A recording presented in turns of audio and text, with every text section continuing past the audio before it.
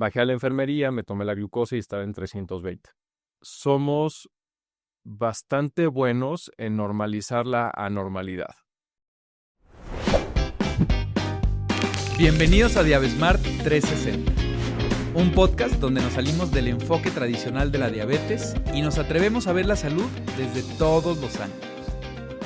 Cada semana te voy a presentar conversaciones con expertos de distintas áreas para que puedas tomar decisiones más informadas, sentirte mejor y vivir con más claridad, energía y salud. Bienvenidos a otro episodio de Diabesmart 360. Hoy tenemos un episodio muy especial. Estamos con Abelardo Vidaurreta, amigo mío, que además es médico, es emprendedor en salud y también vive con un tipo de diabetes que incluso muchos médicos ni siquiera detectan o tienen en la mente. Muchas gracias por estar con nosotros. Pues muchas gracias por la invitación. He tenido muy buenas pláticas contigo Uh-huh. fuera de este episodio. Creo que coincidimos muchas veces cuando hablamos de salud y de repente nos terminamos complementando bien.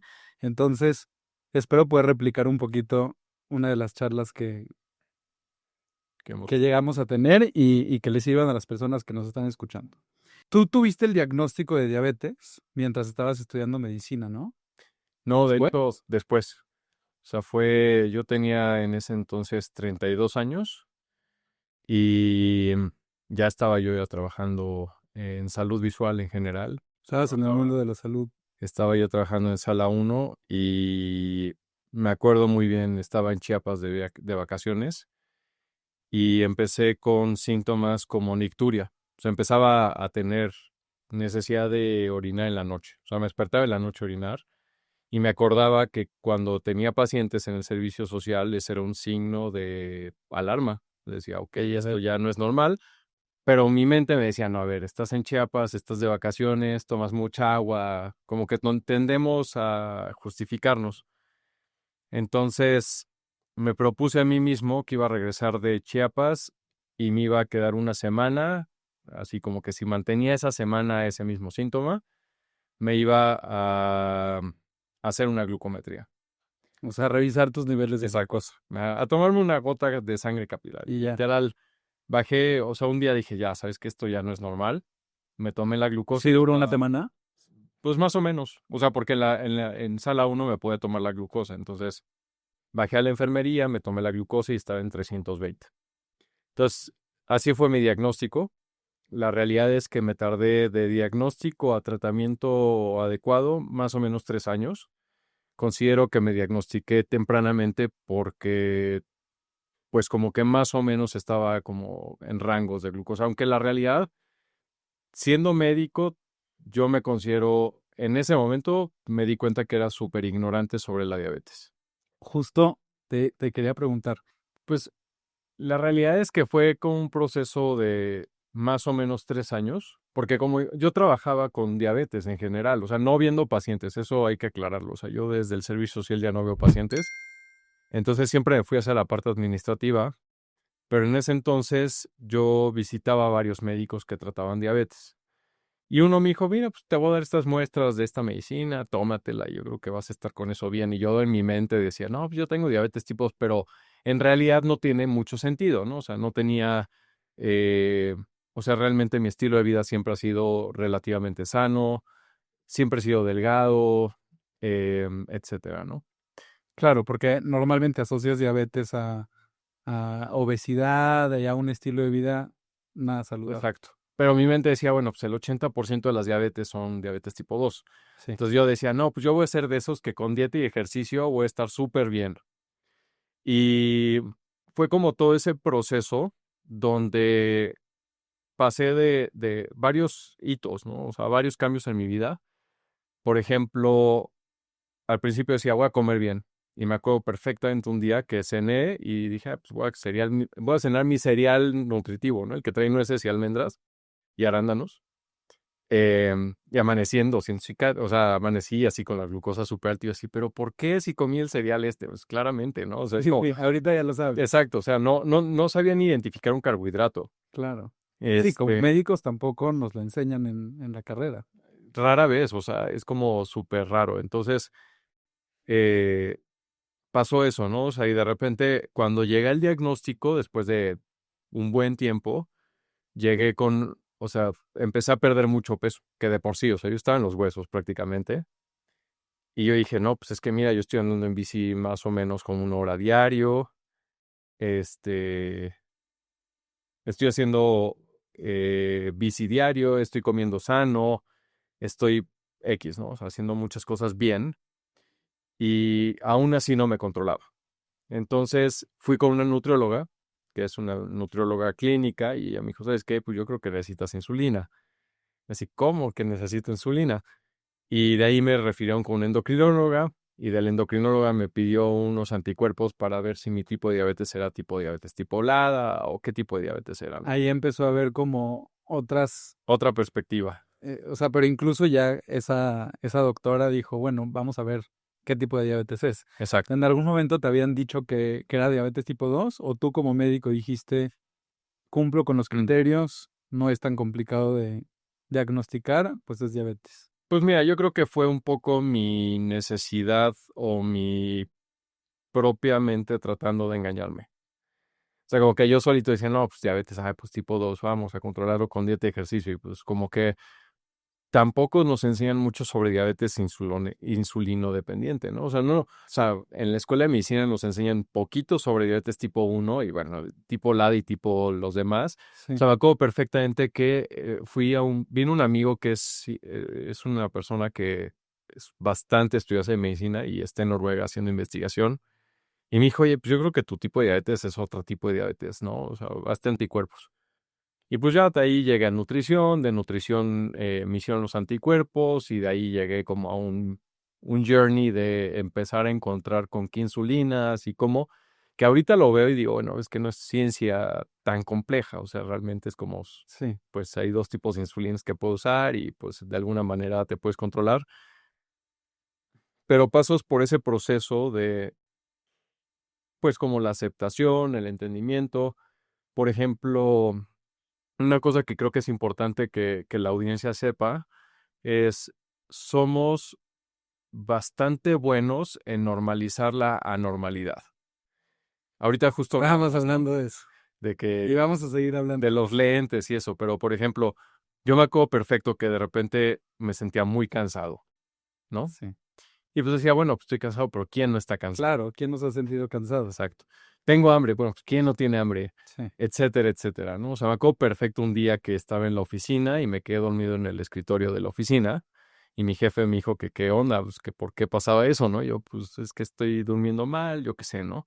Sí. Y ya como en retrospectiva viendo eso, eran los síntomas. O sea, un día salí de la oficina y me fui a la tiendita al lado y me comí un gansito, una coca y unas papas.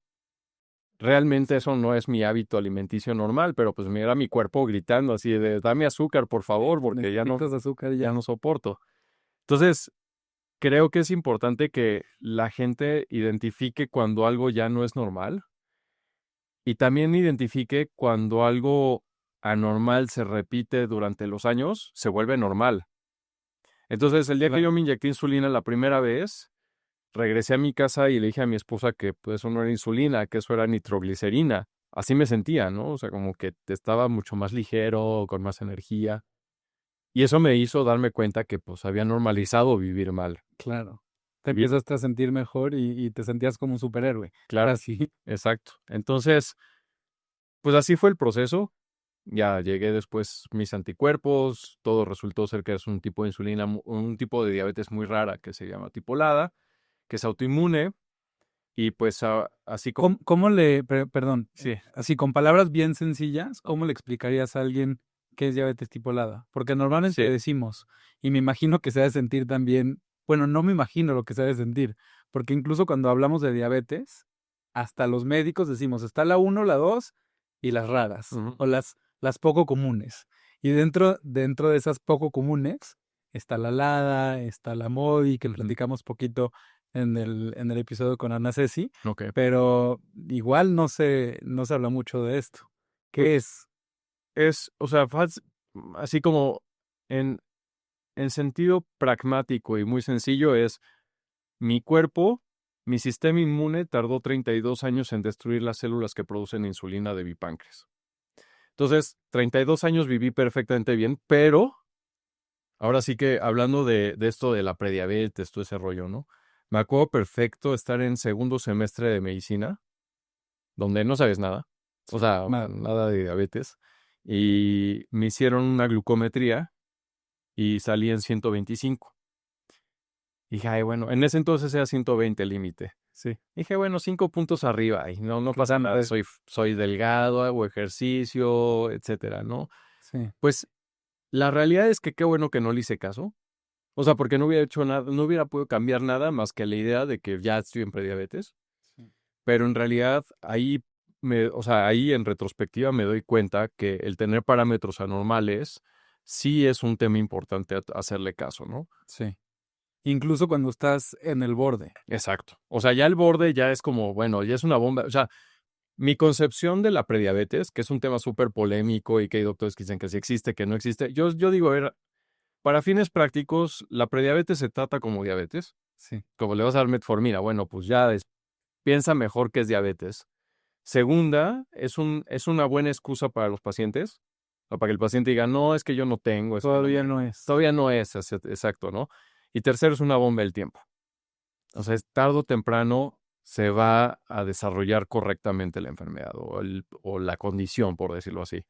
Entonces, eso es mi idea sobre la prediabetes. Polémica, pues podrá ser, pero la realidad es que yo pienso, o sea, yo pienso que es mucho más sano para el paciente ya internalizarlo. Al final de cuentas, estamos hablando de que hay niveles de glucosa que ya están alterados. Ujú, Ya la diferencia entre prediabetes y diabetes es el promedio de qué tan elevados están esos ujú. niveles de glucosa. Principalmente, digo, hay ya muchas diferencias también Sí. fisiológicas y demás, pero al final de cuentas es una alteración. Y entonces la diabetes tipo LADA, Ujú. como dijiste, es autoinmune, Sí. no es por el estilo de vida. Incluso si no hubieras hecho ejercicio y si hubieras tenido sobrepeso y si todos los días tuvieras desayunado un cereal, Ujú. pues igual ibas a tener también diabetes tipo LADA. Sí. Y por ejemplo, en mi caso, tengo una tía de parte de mi papá que también tenía diabetes tipo LADA. Y eso me di cuenta porque yo crecí viendo a mi tía que tenía diabetes. En ese entonces, pues no había ni monitoreo continuo, no había nada, ¿no? Y varias veces perdió el conocimiento en reuniones. Y como que curiosamente yo me inclinaba mucho a tratar de entender. Después terminé estudiando medicina. O sea, no sé si eso me llevó a eso, pero curiosamente cuando me diagnostican, le pregunto a mi tía, ¿y tú cuando te diagnosticaste con diabetes, cómo fue o qué onda? Y me dice, no, pues me diagnosticaron a los 21 años. Entonces ya eso me prendió un poquito la alarma, decir, bueno, pues o sea, es autoinmune, yo creo que también es el mismo, o sea, la misma que yo tengo, se le manifestó un poco antes, pero ella fue un ejemplo de vida porque ella duró, o sea, se falleció a los 84, 83 años, sin ninguna complicación evidente, o sea, o sea, no tuvo amputación, no tuvo ninguna pérdida visual, etcétera. Y pues para mí era un ejemplo de que, pues con disciplina se puede. Ahora sí, podríamos llegar a otro tema, que es el tema de la normalidad. O sea, otro tema polémico que puede ser, o sea, puede ser concebido como polémico, pero es real.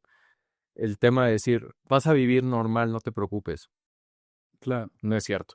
O sea, Sí, eso es algo que o sea, dicen a veces las personas que no tienen diabetes ajá. y las personas que tienen diabetes te dicen, pues no del todo. mm, o sea, a fin de cuentas, por más, digamos que yo vivo normal, sí, o sea, tengo una vida completamente normal, pero claramente mi reacción, o sea, mi organismo no va a procesar los carbohidratos a pesar de inyectarme la insulina requerida, a pesar de hacer ejercicio, etcétera.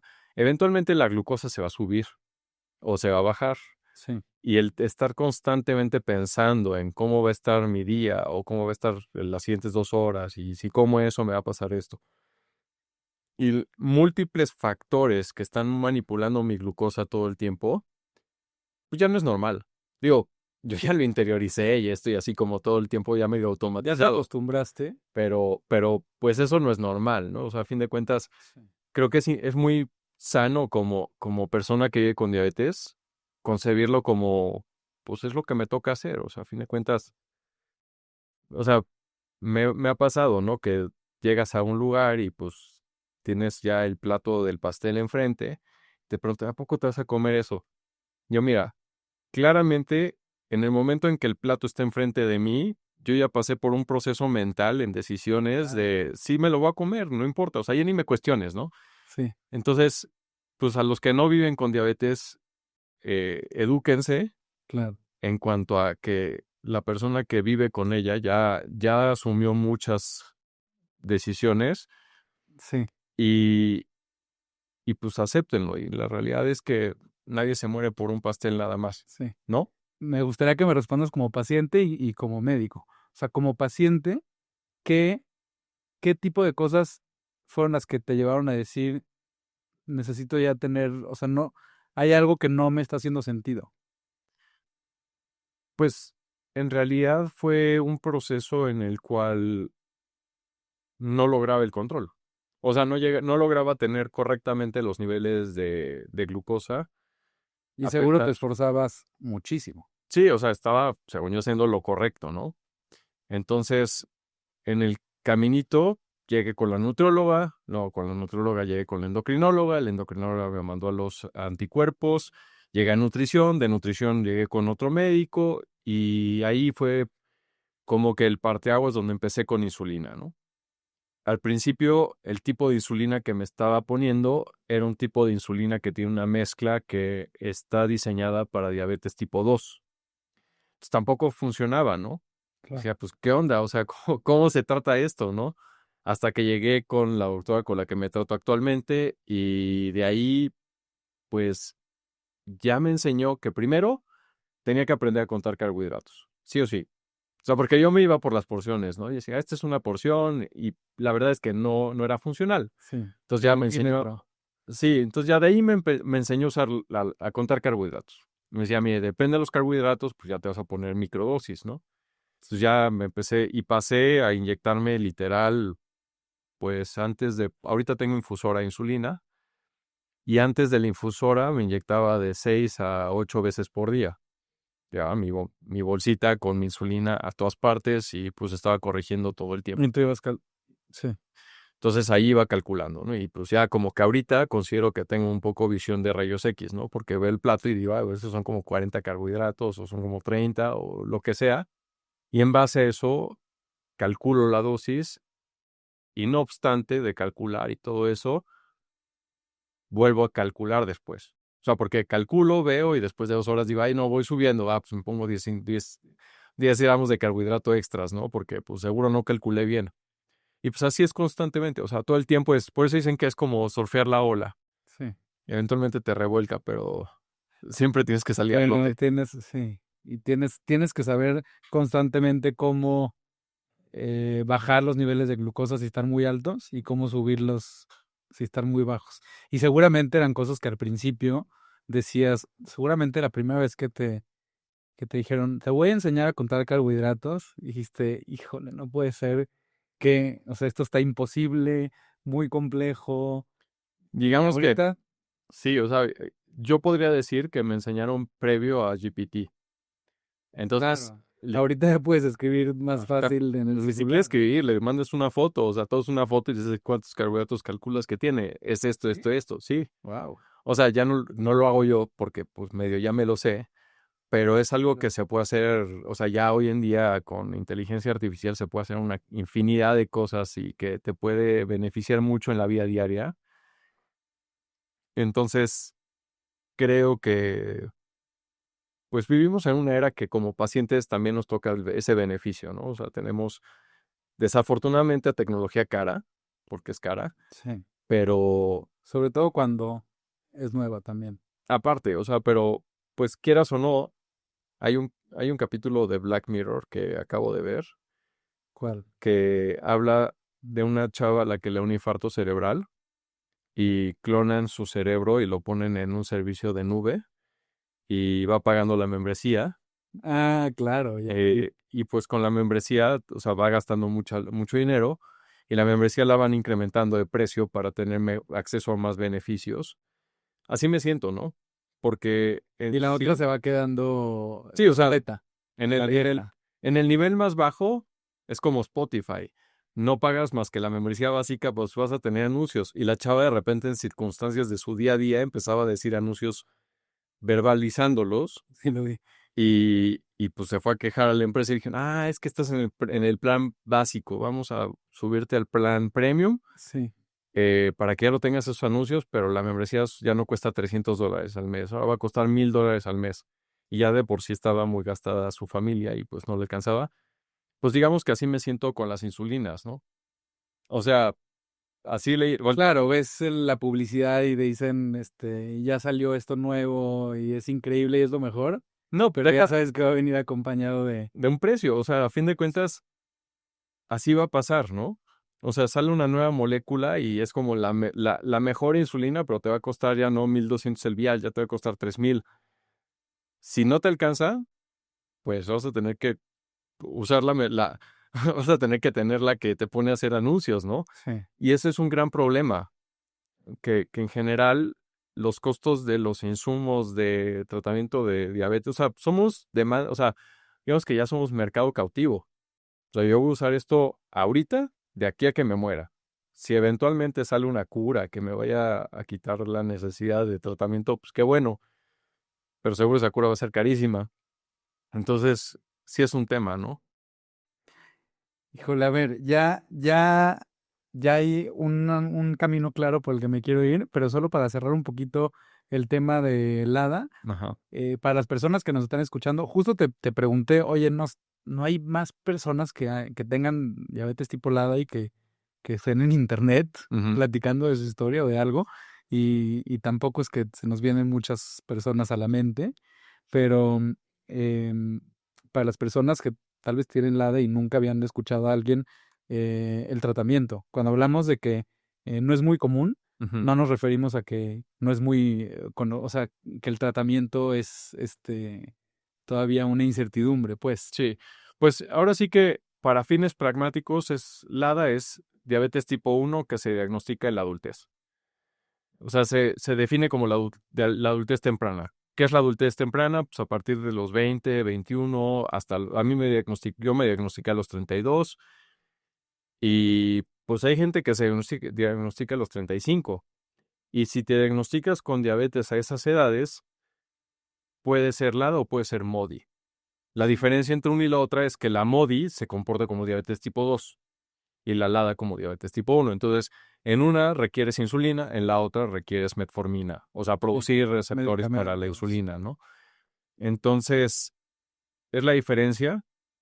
Yo considero que para fines prácticos o sea, considera que es diabetes tipo 1, ¿no? Te vas a tratar como diabetes tipo 1, tienes los Sí, riesgos como si fuera diabetes tipo 1, solo te empezó más tarde. claro. O sea, es dependiente de insulina, principalmente aplicarte insulina, Ujú. aprender sobre la alimentación para ganar libertad de que no te tengas que de que no tener un esquema que sea como fijo, ¿no? No, ves que es imposible, o sea, me ha Es muy pasado, posible, pero es sí, bien común, sí, tristemente. es que ese es el gran problema. O sea, me ha pasado, por ejemplo, hace como 2 años me fui de viaje a Puerto Escondido y se me cayó el sensor chocando con la puerta. Y pues claramente donde estaba no había acceso ni a glucómetros ni nada, ¿no? Y pues tontamente no me llevé glucómetros, o sea, también ahí bien confiado te yo. Que el sensor es el monitor continuo de glucosa, Aquí se puede ver. un aparato que te está midiendo Glucosa cada 5 minutos, y lo puedes ver también en en tu celular o en la bomba, etcétera. Pues bueno, se me cayó el sensor y no lleva el glucómetro y pues dije, bueno, me voy a llevar así como a ojo buen cubero, voy a empezar a calcular las dosis y así. Claramente cuando llegué a mi casa estaba en 300. sí. Entonces es bien difícil, ¿no? O sea, yo me imagino una persona con diabetes tipo 1 si no tiene sensor, se tiene que medir la glucosa con glucómetro mínimo, yo diría unas 5 o 6 veces al día, Sí, mínimo antes antes y de después, aplicarse de insulina, exacto. antes de comer, Y después de después de comer. otro alimento. Y, o sea, para corregir, porque si no, lo que le pasa a quien no se mide correctamente, pues es que comiste, quizás no te viste después de comer, llegas al pico del al pico de absorción de glucosa, donde tienes lo más alto de glucosa, y la siguiente comida llegas todo desbalanceado, ¿no? Entonces empiezas a comer en una base bastante mal. O sea, no es lo mismo empezar a comer en 120 de glucosa que empezar a comer en 200, Sí, porque de 200 vas para arriba. claro. Entonces, y es como un cuento de nunca acabar. Entonces, sí, hay que... Por eso la ir. educación en diabetes es clave. Ujú. Y ahora sí, me quedé cuando estabas diciendo de la tecnología, que Sí, cada vez es más cara y que luego sacan la nueva versión y pues te da como sentimientos encontrados también un poco porque dices, "Ah, ya sé de qué depende esto". sí. Pero no siempre la Ujú. tecnología es más cara. De hecho, algo que yo admiro mucho es a lo que te dedicas. Sí, Y parte de lo que haces es que estás democratizando el acceso a tecnología que literalmente, eh, iba a decir salva vidas, dependiendo cómo lo veas, pero sí previene complicaciones de ujú, una forma importantísima. Y cuando hablamos de diabetes, la realidad es que lo que nos da miedo, o más que la diabetes, es desarrollar complicaciones. de acuerdo. Platícame un poquito cómo te metiste a esto, porque mencionaste, cuando me diagnosticaron diabetes, yo veía muchas personas con diabetes, Ujú. porque estabas trabajando en una empresa de salud visual. Sí, Y ahorita, bueno, ya llevas unos años desde que emprendiste, pero igual empezaste con una tecnología que está enfocada principalmente al sector visual, pero ahorita vamos a platicar por qué sí. no se tiene que quedar ahí.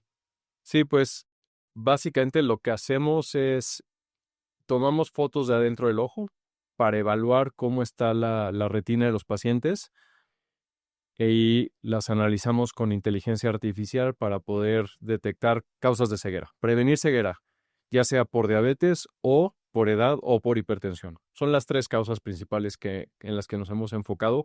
Desafortunadamente, pues mucha población en México tiene las tres. O sea, tiene diabetes, hipertensión y son mayores de 40 años. Entonces, es un cóctel Sí. importante que pone en riesgo a la población. Estimamos que el 75% de la población en México está en riesgo de ceguera eh, por diabetes, por hipertensión o por mayor de 40 años, ¿no? Que ese es un tema que a mí me, me vuela la cabeza pensar que la retinopatía diabética, que es una de las complicaciones principales por diabetes, es la principal causa de ceguera prevenible Sí, en México. sí. Prevenible. Y, y ni siquiera lo puedo llegar a comparar, porque antes de grabar este episodio, Ajá. te estaba platicando cómo llevo un poco tiempo usando Usando lentes. lentes. Y ahorita que ya me acostumbré a usar lentes, de repente me los quito y digo, híjole, no puedo creer que llevo quién sabe cuánto tiempo viendo borroso y no estaba muy consciente. Ahora, yo veo perfecto sin lentes. O Sí, sea, no perfecto, pero casi perfecto. sí, Me pongo a pensar en la ceguera. sí.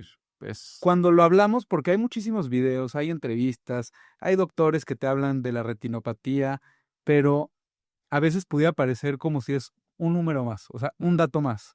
Pero ceguera, estamos hablando de uno de los cinco sentidos. ujú.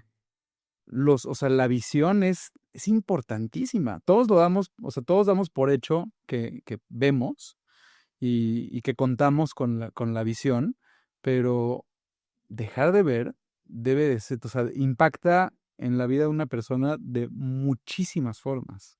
Sí, y mira, si quieres, ahora sí, ya me estás llevando por esa avenida, entonces vámonos por ahí.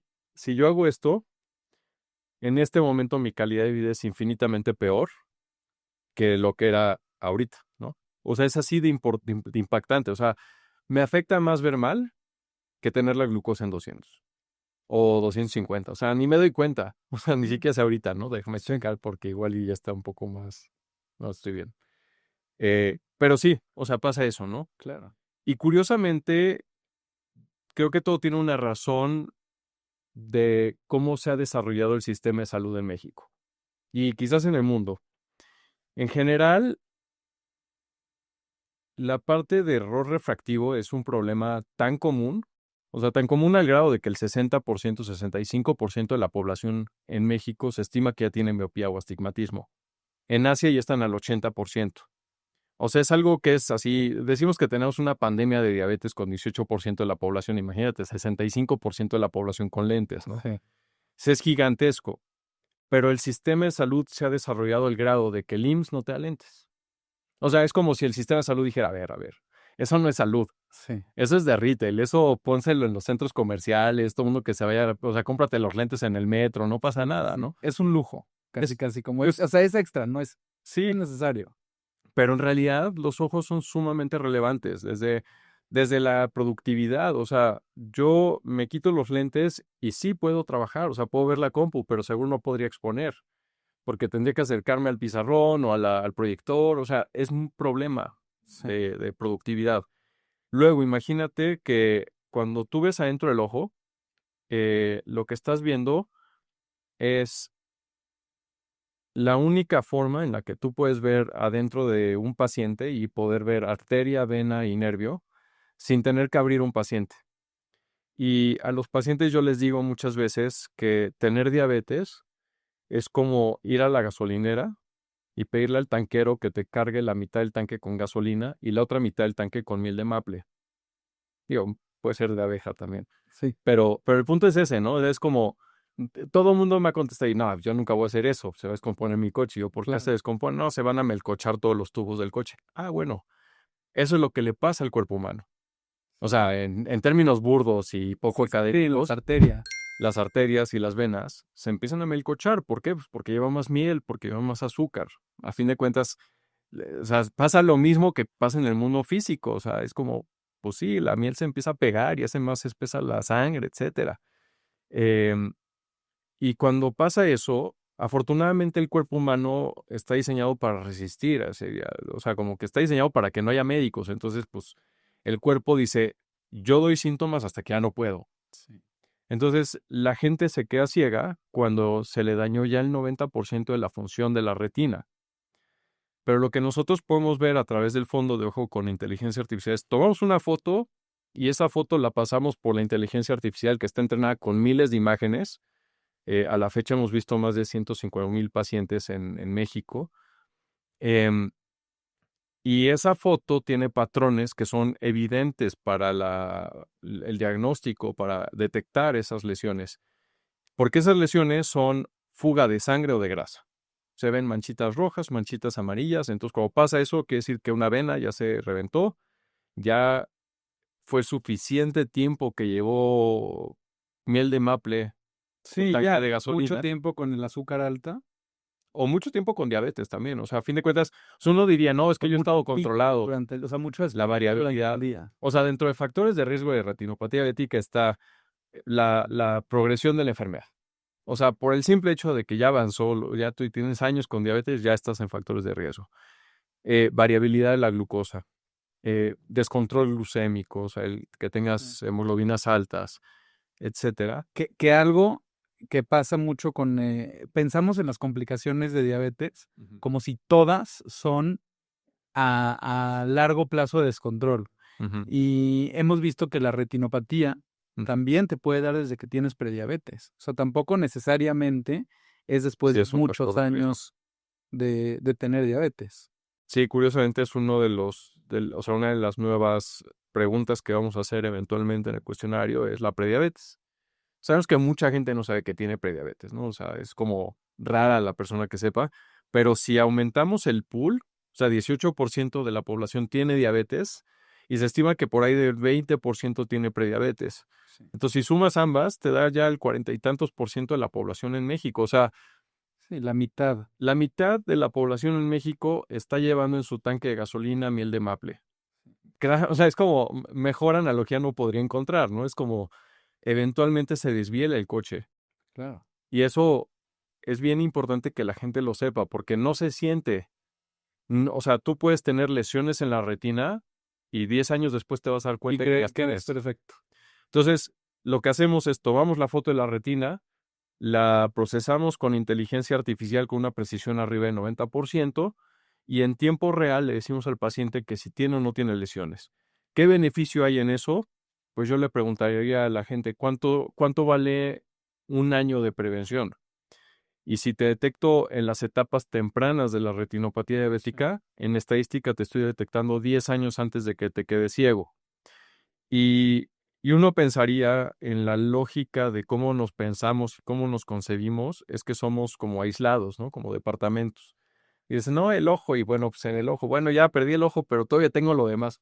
No es cierto, porque como va en todo el sistema, si tu retina tiene daño, hay altas probabilidades de que tu riñón tenga daño, que tu corazón tenga daño y que tu circulación periférica tenga daño. O sea, desafortunadamente el paciente que queda ciego por diabetes está a 2 rayitas de entrar en la diálisis, a 2 del infarto y a 3 de la amputación, o sea, a una bomba atómica.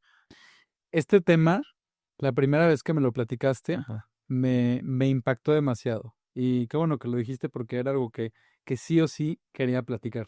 Sí. Y para que lo entienda tal vez alguien que lo necesita en palabras más sencillas, este estudio Mm. que ustedes hacen, el fondo del ojo, Ujú. el fondo de ojo, esta foto, es una solución tecnológica, pero es algo que se hace ya desde hace tiempo en la consulta, más o menos bien, ahorita vamos a platicar de eso, pero con esta tecnología lo que puedes ver es las arterias más chiquitas del cuerpo en Ujú. tiempo real, Sí. sin necesidad de abrir, Ujú. porque otras formas de verlo sí involucraría tener que abrir el cuerpo. O inyectar un medio de contraste, algo por el estilo. Esta es una forma que no es invasiva, que me está permitiendo ver las arterias más chiquitas. Ujú. Cuando pensamos en complicaciones en los riñones o en los pies, tal vez pensamos en el riñón como tal, en el órgano, Ujú. pero esas complicaciones vienen de esas arterias chiquititas Ujú. que están rodeando o están irrigando, nutriendo al riñón o a diferentes órganos. Así es. Entonces, esas arterias chiquititas, si en el ojo ya están alteradas, lo más probable es que también en el riñón, en las puntas de los pies Ujú. y en general, o sea, todas esas arterias pequeñísimas ya están alteradas. Exacto. Y algo que es súper importante que sepan es, si detectamos en etapas tempranas esas complicaciones, con un buen seguimiento, una buena educación, una buena nutrición y un buen tratamiento medicamentoso, podemos evitar que eso progrese. O sea, se puede frenar. Claro. Entonces el paciente no tiene, o sea, ahora sí que ahí es donde yo digo, pues es que eso es donde tienes un impacto fuertísimo, porque estás detectando con una tecnología que te lleva de 5 a 10 minutos, sin necesidad de poner gotas, o sea, haz de cuenta que como vienes de la calle te puedo tomar la foto de la retina. Y en 5 minutos te puedo decir, ¿tienes o no tienes lesiones en la retina? Y si tienes o no tienes lesiones en la retina, puede marcar un cambio radical en tu pronóstico sobre cómo vas a estar en el tiempo. Y el hecho de que lo puedas hacer en 5 minutos de manera móvil, porque pues, nuestros promotores de salud visual van a las campañas en Uber y pues viajan por todo el país. Hoy en día ya llegamos a nivel nacional. Estamos yendo a muchas empresas, porque es donde yo digo que hay donde es donde existe el mayor potencial de prevención. Porque hoy en día vivimos de 8 a 10 horas en la empresa. Entonces, no hay tiempo para ir al doctor. Si me llevan esta tecnología a la empresa, me van a dar visibilidad sobre si tengo lesiones o no tengo lesiones. Y por estadística, como estás en edad laboral activa, estás viendo una empresa, etcétera, pues lo más probable es que estés viendo moderadamente bien, o sea, que no estés complicado, ¿no? Sí. Entonces, si lo detectas ahí, estás detectando en el comienzo de la complicación a ese paciente. Y ahí es donde viene el gran valor, porque en costo-beneficio, pues es como lo detectaste al principio, pues claramente ese paciente con dieta, ejercicio, buen medicamento, va a evitar llegar a la ceguera, que es lo que todo el mundo queremos evitar. Sí. Que este estudio te permite detectar desde etapas muy, muy, muy tempranas, pero también la buena noticia es que no es todo o nada. O sea, también la retinopatía tiene muchas etapas Claro, en donde hay tratamiento y lo que se puede prevenir es ceguera, exacto, en la mayor parte de los casos. exacto. Esta es una solución tecnológica a algo que en teoría ya se hace. Ujú. Esta foto es un estudio de fondo de ojo. Ujú. La mayoría de las personas no saben si les han hecho un estudio de fondo de ojo, para empezar. Ujú. ¿Por qué? Porque pues ahorita ya hay muchos muchos lugares en donde venden lentes, ahí aparece un aparato y dicen, pues voy a aprovechar a revisarme los ojos. Les dicen, estás perfecto, no necesitas aumento, no necesitas lentes.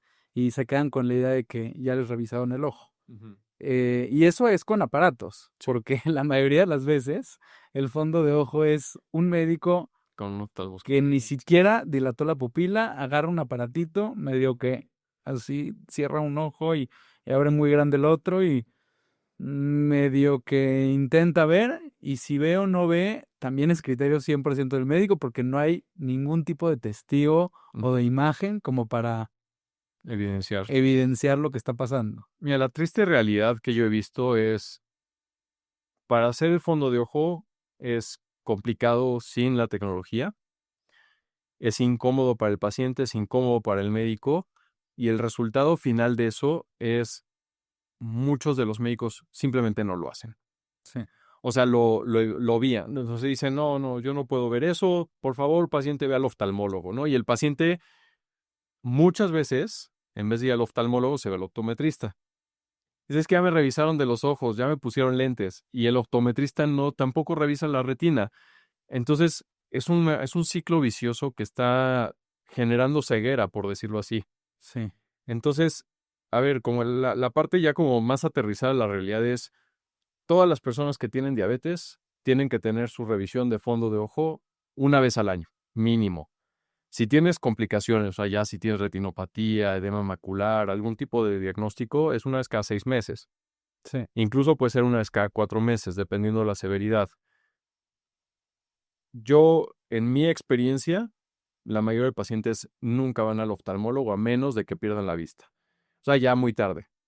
Y ese es un gran problema, no solo desde la perspectiva de prevención, sino también desde la perspectiva del sistema. O sea, hay 4.500 oftalmólogos en México. Entonces, pues 4.500 sobre 20% de la población que tiene diabetes. O sea, Sí, no son suficientes. 5 millones de personas tienen retinopatía diabética o edema macular en México, incluso más. O sea, es una locura lo que hay de personas que tienen ya lesiones en la retina. Entonces, o sea, seguro muchos de los pacientes que están escuchando es dónde lo puedo conseguir, ¿no? Eh, Ahí, pues, lo que yo diría es en Diabesmart hacemos campañas. Nosotros hacemos esa prueba. Exacto. En Diabesmart hacemos campañas en las clínicas y pues ahí les solicito a los pacientes que lo soliciten para poder hacer más campañas. Eh, y la idea es que pues, eventualmente toda clínica de diabetes esté equipada con este tipo de equipos porque es donde llega el paciente muchas veces, ¿no? Que también hay muchos profesionales de salud que escuchan y ven Diabesmart y seguramente dueños de empresas y que sepan que esa tecnología Las podemos la llevar. pueden tener. Sí. La pueden tener, es cero invasiva, es un aparato muy chiquito que yo creo que mide lo mismo que este micrófono. Ujú. No necesitas más que un espacio oscuro y te Y un toman la escritorio. foto. Ahora, todavía hay muchas personas que como que no terminan de entender si pueden o no pueden confiar en la inteligencia artificial. Y lo que ustedes hacen es un algoritmo bastante complejo, Ujú, que también está bastante probado, ujú. que además no solo te detecta retinopatía, Sí. ya te detecta varias cosas más en los ojos. Pero, ¿cómo le puedes explicar a alguien por qué la inteligencia artificial es superior al promedio de pruebas que se hacen en México, por ejemplo? Sí. En primera, porque ya lo validamos. O sea, hemos hecho estudios de validación tanto con el Hospital de la Ceguera como el Conde Valenciana, en donde hemos visto que el oftalmólogo es mucho más preciso si se apoya con la tecnología. Y de repente me preguntan médicos, ay, bueno, y es que no es hacer trampa. Y yo, bueno, aquí no es una cuestión de hacer o no hacer trampa, ¿no? Al final de cuentas, yo considero que la inteligencia artificial es una invención de la humanidad que nos hace ser mucho más eficientes en nuestro día a día si lo sabemos usar correctamente. Y en este caso, la tecnología para lo que funciona es para ver lo que no estamos viendo. Y si lo comparamos con oftalmólogos, que son los especialistas del ojo, y somos en promedio como de unos 8 puntos porcentuales más precisos que el promedio de los oftalmólogos que evaluamos en conjunto, eh, no me puedo imaginar cuál sería el resultado si lo comparáramos con médicos que no están acostumbrados a ver ojos. Ya Sí, es lo que sé te iba a decir, porque te comparaste con el que, el especialista, y con el especialista. pero en donde se tiene que detectar este tipo de complicaciones en medicina general, Sí, en endocrinología, en medicina interna, en cardiología. sí. Y la realidad es que o sea, me he encontrado con que esas especialidades suelen delegar o postergar la revisión oftálmica porque es difícil. Entonces, nunca me he comparado o sea, nunca hemos comparado Retinia con un médico general, pero estoy segurísimo que si lo comparáramos, los resultados serían así infinitamente mejores por la inteligencia artificial, por el simple hecho de que la inteligencia artificial, primero, está entrenada por científicos de datos sumamente capaces. Segundo, tenemos un centro de televalidación donde hay retinólogos que están etiquetando las imágenes para poder ayudarnos a ser mucho más precisos y ese es el A estándar. seguir educando. Exacto. Y Entonces, tercero, pues una foto se compara con los algoritmos que ya están entrenados por o sea, miles de fotos de retina. Entonces, desde el punto de vista de estandarización de la información, evidencia y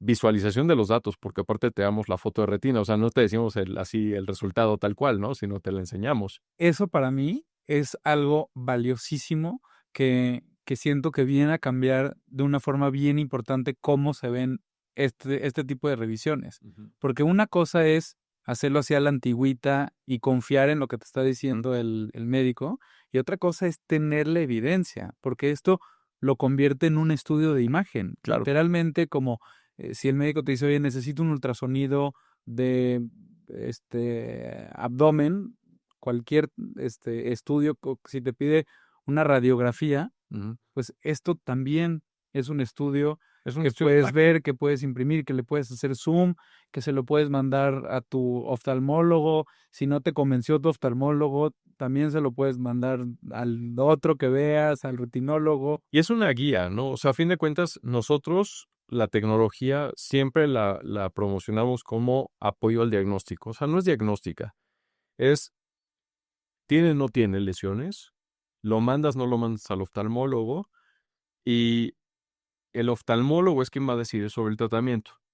Pero una cosa es ese sesgo y quiero como mencionarlo muy directamente porque el oftalmólogo tiene una parte del juego bien importante en la prevención de ceguera, pero el médico de primer contacto tiene muchísimo más juego ahí adentro.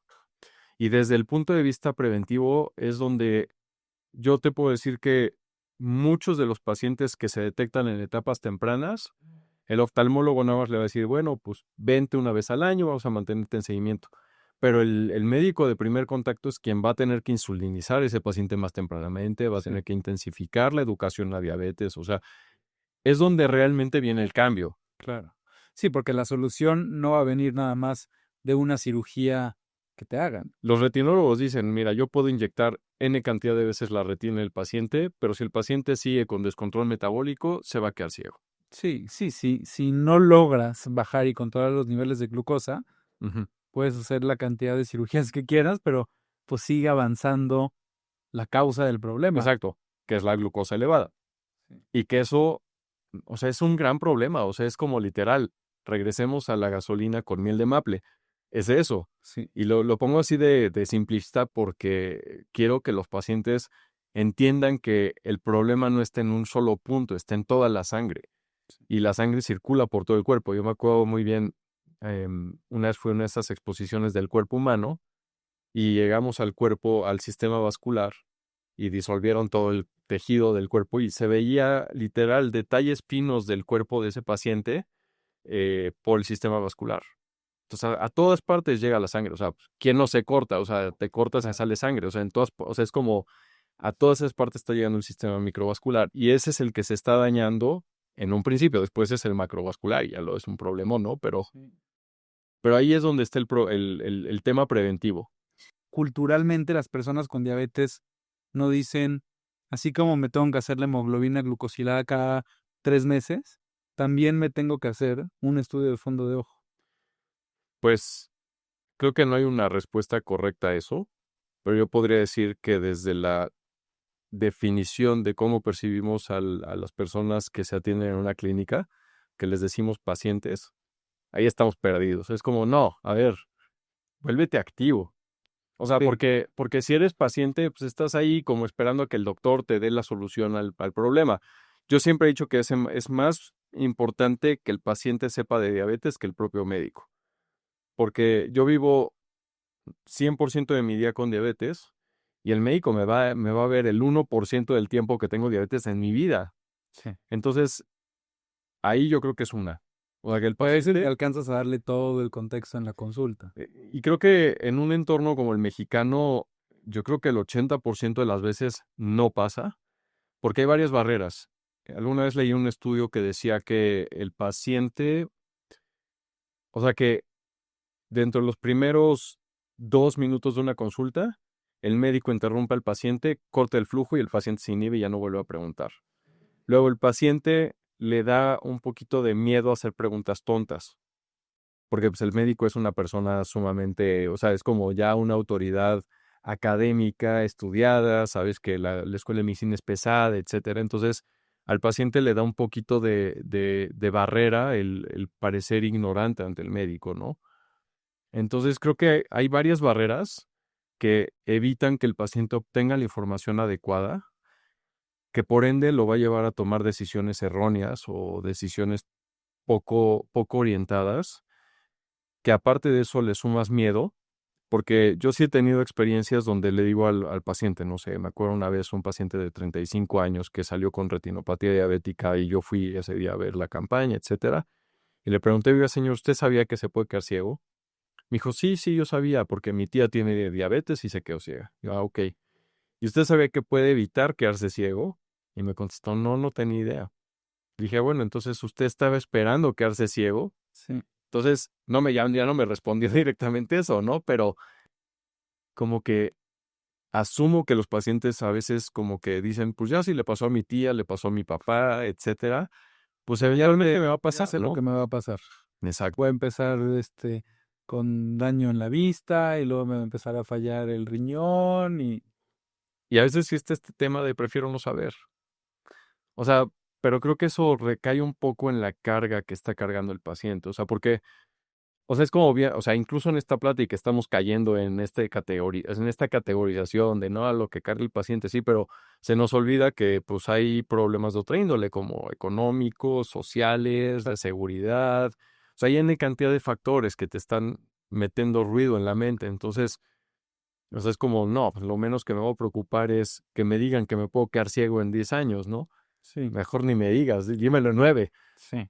Y algo que también hemos platicado mucho es cómo también desde los profesionales de salud nosotros no estamos hablando de esto y no estamos recomendando esto. Y por ejemplo, algo que ha pasado también es cuando le preguntamos a médicos de primer contacto en qué momento refieren el paciente al oftalmólogo, es su respuesta por mucho la más común es cuando el paciente me dice que ya no ve bien. Sí. Y ese es un gran problema porque la retinopatía diabética y el edema macular dan síntomas hasta que están en etapas tardías. Eso quiere decir que el paciente ya lleva mínimo unos 5 o 10 años con la complicación ahí. Entonces, o sea, o sea, si muchos médicos nos ven, sí es eso, ¿no? O sea, hay que revisarle la retina al paciente a pesar de que vea 20/20. O sea, tú puedes tener sangrados severos en la retina y ver súper bien. O sea, no está 100% correlacionado. Claramente, cuando el paciente ya ve mal, o sea, ya tiene una mancha o ya tiene las famosas moscas flotantes, ahí ya se le pasó un poquito de tueste, ¿no? O sea, ya demasiado tarde. Pero el mensaje es, no te esperes, las guías dicen bien claramente, paciente con diabetes tipo 2, al momento del diagnóstico tiene Mm. que tener su primer fondo de ojo y de ahí una vez al año. Paciente con diabetes tipo 1 a los 5 años, pero eso no cae más que en la relación de que cuando se diagnosticó un niño con diabetes tipo 1 o una persona con diabetes tipo 1, tipo LADA por decirlo así, son 5 años de gracia, pues porque ahí el mecanismo es bien distinto. Y generalmente los detectan antes. En Exacto, cambio, porque se te acabó la insulina y pues si se te acabó la insulina no hay cómo, ¿no? sí. Entonces, La diabetes tipo 2 exacto, generalmente se detecta tarde. tarde, Y asumes que ya desde que te tiene... detectan con diabetes tipo 2 tienes que empezar así a hacer la checklist de también hay que revisarse los ojos, hay que revisarse los riñones y todo. Y hay que hacer énfasis en que la revisión de ojos no es ponerse lentes. O sea, sí y no. O sea, Claro, sí es no es importante, esa revisión. pero exacto, es revisión.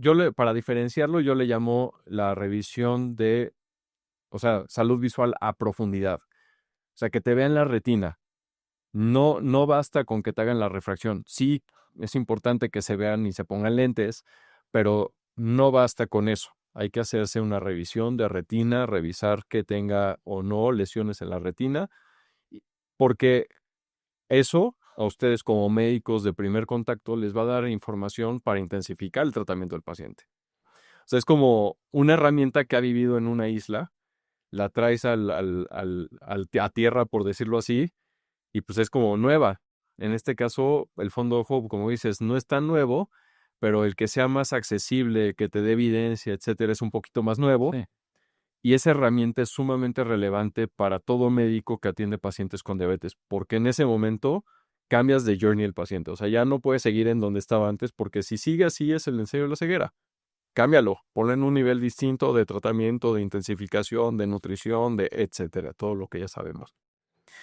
Me da curiosidad preguntarte, tú como persona que has estado del lado del médico, del lado del paciente y del lado del emprendedor que está metido en temas que tienen que ver con lo que vives, ¿cómo manejas el tema de las complicaciones? Porque generalmente cuando se habla de complicaciones en diabetes, la información que vemos es muy fatalista, es muy como de asustar un poco o de amenazar un poco, y claramente eso no está llevando a la acción a las personas. Ujú. ¿Tú cómo vives el escuchar tanto de complicaciones y cómo le haces para no frenarte en el miedo y pasar a la acción? Pues digamos que yo ya siento, o sea, en realidad, yo le digo a mi familia y tengo humor negro. Entonces yo le digo que yo estoy en tiempos extras. No, Eh, o sea, sí, o sea, en realidad sí. O sea, si yo hubiera nacido en 1920, pues ya me ok, hubiera muerto en un cuarto ahí en un hospital a es los verdad. 33 años, a los 34. Em, ¿Cómo lidio con esto? En realidad para mí es un motor que me alimenta el cuidarme bien.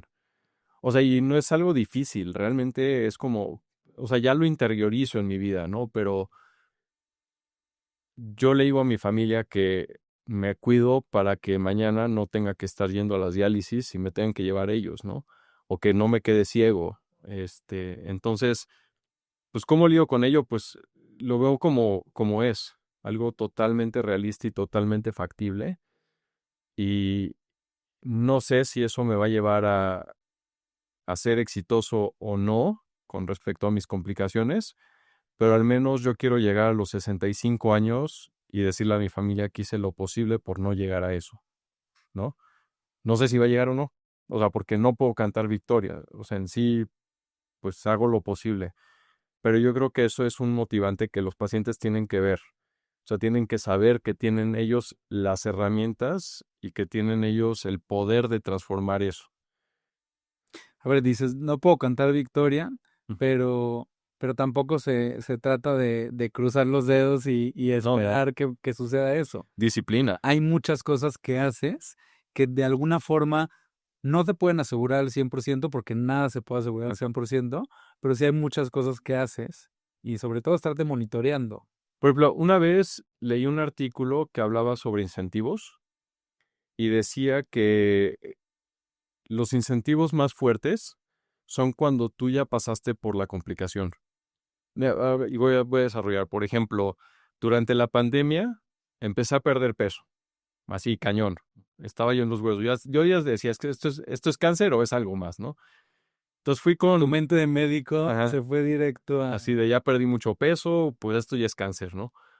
Fui con, no me acuerdo si fui con la doctora, nutrióloga, no me acuerdo bien el caso, ¿no? Pero fue con, no, pues es que no tienes masa muscular, estás en los huesos, ¿no? Y me acuerdo haber visto una foto y dije, no manches, ¿qué onda? O sea, si de por sí ya estoy flaco, ¿no? Estaba súper flaco.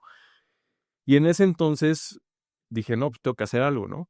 ¿Qué hice? Me compré un set de ligas, me compré proteína, empecé a suplementar y empecé a hacer ligas diario.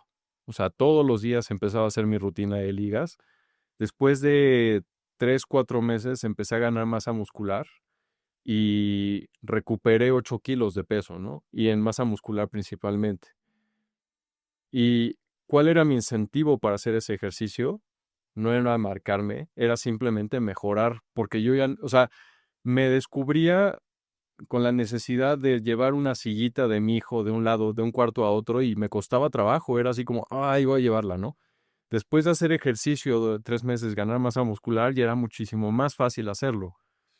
Entonces, ahí es donde pruebo lo de los incentivos, porque para mí mi incentivo era, o sea, yo estaba en los huesos, ¿no? Sí. Entonces, ya había probado el estar sin masa muscular, ya había probado el estar con muy mala salud en ese aspecto.